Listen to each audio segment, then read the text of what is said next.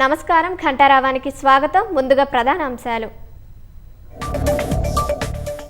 అగ్ని ప్రమాదంతో బీటలు వారిన గుల్జార్ హౌస్ భవనం, కూలిపోయే ప్రమాదం ఉందని క్లూస్ టీం వెల్లడి.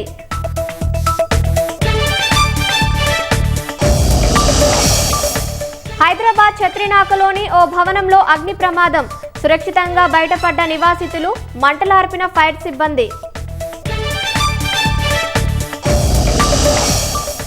4-5 రోజుల్లో కేరళను తాకనున్న నైరుతి రుతుపవనాలు, అనుకున్న సమయం కంటే ముందే రానున్న తొలకరి వానలు.